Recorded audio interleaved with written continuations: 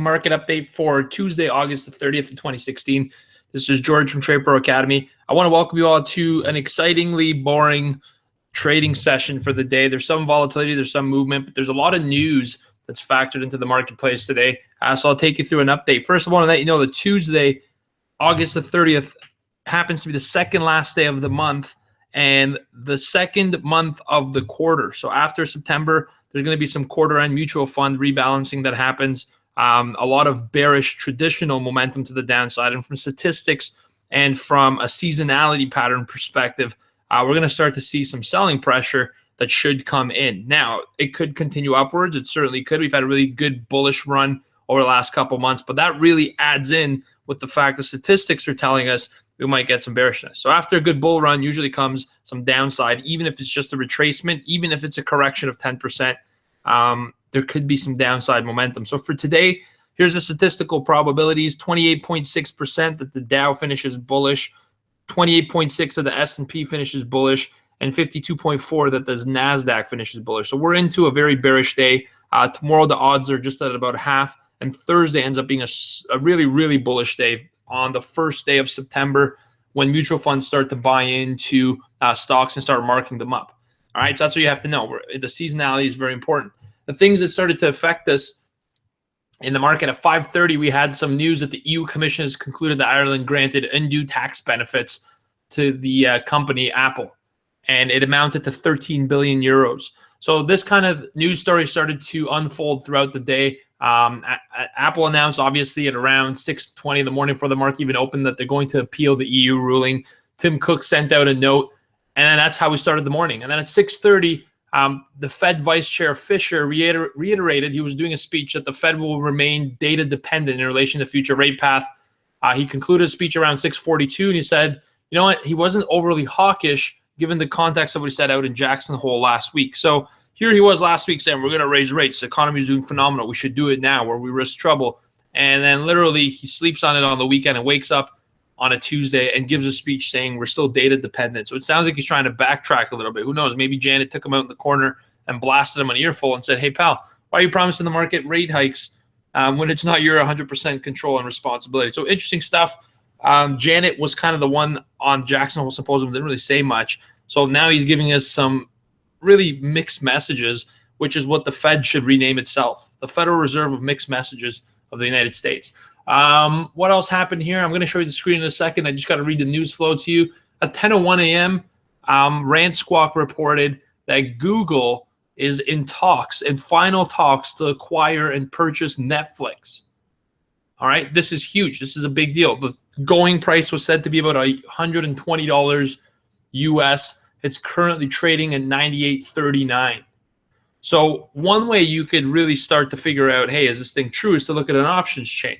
Now, I can't show you my options account because I use the live data, live values, and I'm going to show that to subscribers in the second part of the update for this afternoon. But what I can tell you is, for those of you that are smart, astute investors, think about it.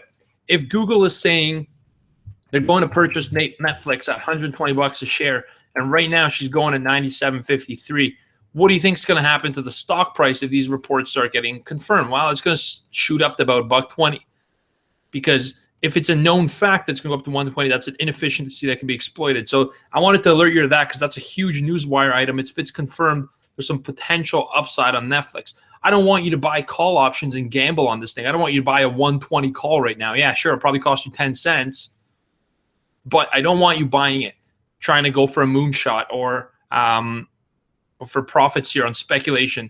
I know they say buy the rumor, sell the news. But if you try to do it, no, that's a 100 speculation. That's a casino type trade. Okay. Most other news services will say, well, let's buy Netflix in anticipation of this. And then they get hammered. I don't want you guys losing trades often and winning one big one. I want you to do the opposite. I want you to win regularly, small amounts, and lose small. Okay. That's what you need to know. Netflix acquisition rumors off of the back of that hitting the wire around 6:30. In terms of how the day's going, oil's weak. Okay. The Iranian minister said that they're going to start increasing their output of oil by 4 or up to 4 million barrels per day, according to Iran's deputy minister for the industry. And that kind of caused some downside on oil. All right. And then that's what started to pressure the price. So here we are. I told you guys we target 46 on the way down. it's very lucrative now to say I want to short oil now that you've had a bit of a 1-2 move. But remember, we're into a support. Instead of shorting it at 46 here, recognize that this is going to be a support level at 46 and wait for either a sell into about 47 to try to catch the down wave, or wait for 46 to break, retrace, sucker some buyers in, and then take a shot short at a top. Don't short the lows. I don't know how many times I could tell you that. Don't short the lows unless you're shorting the stock of lows. Boom. Okay, that's oil. That's downside pressure on oil. It's put some downside pressure on the market. But in terms of what the S&P 500 is doing, look at this, guys.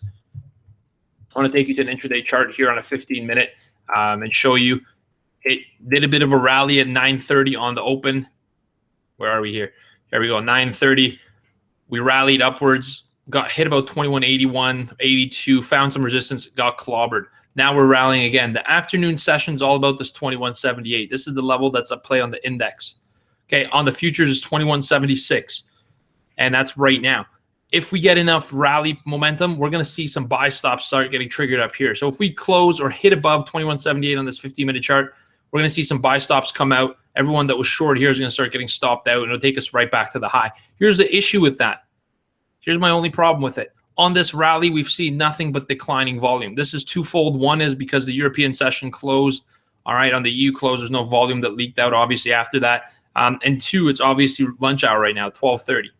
So let's see what the 1 to 2 p.m. hour looks like. If we start to accelerate to the upside and hit 21.78 and volume starts to get strong on the rally, then anything above 21.78 on any dip or any correction, get long here and take a shot at 83, because we could get those highs very quickly in the afternoon.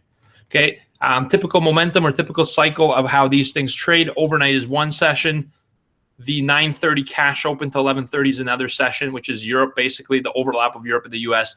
And then from about 12 to 1, it gets kind of boring. There could be some good opportunity, but 1 to 2, you start to see some signs of direction of where we want to go. And then 3 to 4 p.m., this is the smart money hour. This is when the big boys come out, and they come out swinging in full force. Mutual funds, institutions just come out there and start laying the orders in and start putting their on-close orders. If you guys need to research something for this afternoon, you want a little project, research MOX, MOC, market on close.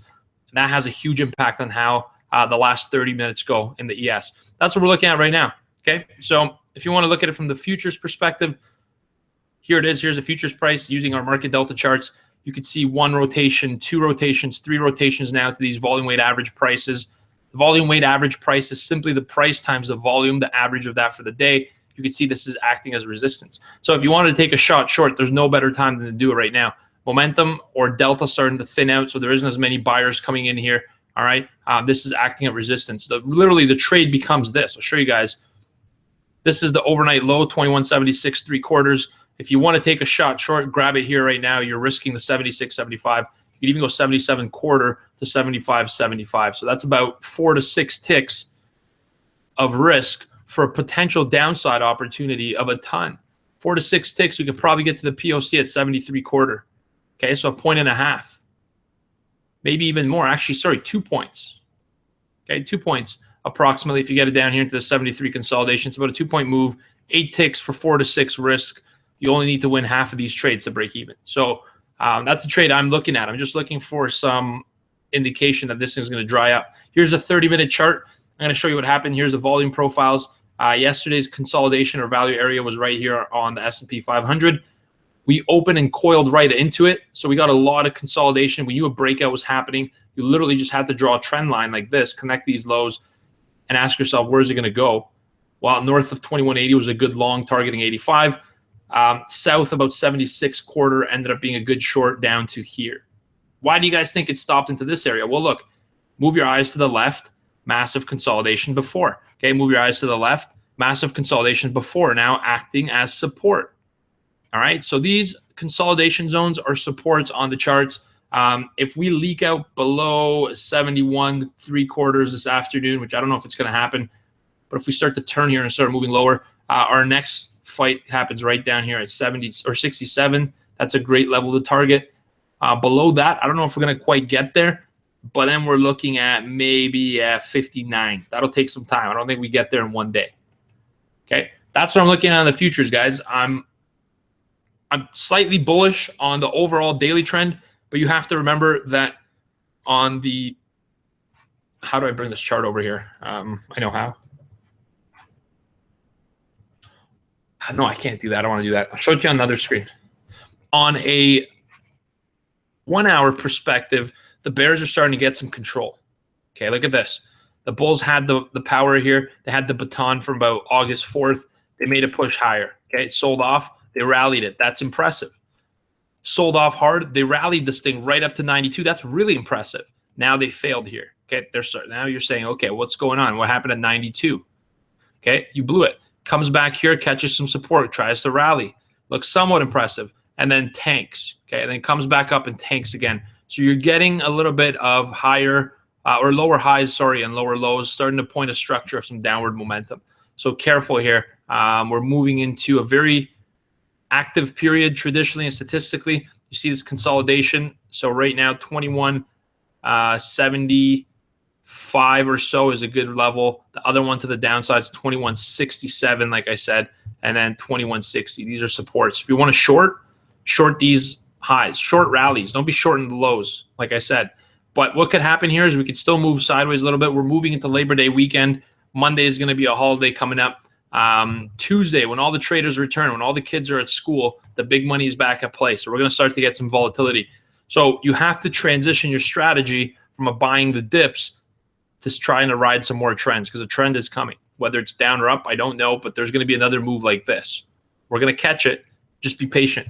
All right, guys, that's what I'm looking at for this afternoon. One stock I'm really, really tempted to short, but it's very risky, and I wouldn't do it, is AGU, Agrium, and Potash. Agrium and Potash have come into an announcement that there's going to be a potential merger. Shot up to $100, came back down to 94. I tried to get filled at 99. I put some size on the offers, didn't get filled, so I missed it. Okay, I'm not going to short it down here, but just watch out for that because there's some news flow there. Google is another trade I would potentially consider. So if I go on a 15-minute time frame, GOOGL, the first little bit of the market is the first half of the market is continuation. The second half and lunch tends to be sideways, and then there's a third half, but the last part of the session tends to reverse, retrace some of this footing. So what I'd look to get long Google. CCI is rolling over. Okay, momentum's kind of at a bottom. I'd look to get long above 792. So give it some space. Gets above 792 and comes back into 792 and rolls like this. And you get some volume interest, like an increase in volume on the 15-minute chart. That's a perfect long. You got up to 795. That could be a couple $100s throughout the day. Okay, that's my trade for the day. For those of you that are on YouTube, have yourselves a fantastic trading session. Enjoy the rest of it. And if you want to sign up to see the remainder of these updates, which is going to include some live trades, go to tradeproacademy.com/pricing. Learn package details. You get all the education, but not the live stuff. For $79 a month for the Earn package, you get these midday live webinars. You get all the trades that we do, weekly and morning email updates. You get access to Success Coach. We do a bunch of webinars. $79 the best money you spent. Like I always say, you spend more on cable television, and cable television has never made you a penny. Unless you're betting on sports, then good for you. All right, guys, take care. That's it for now. For the subscribers, just give me a second here. Let me just end the YouTube webinar, and we'll continue ourselves. 1 second.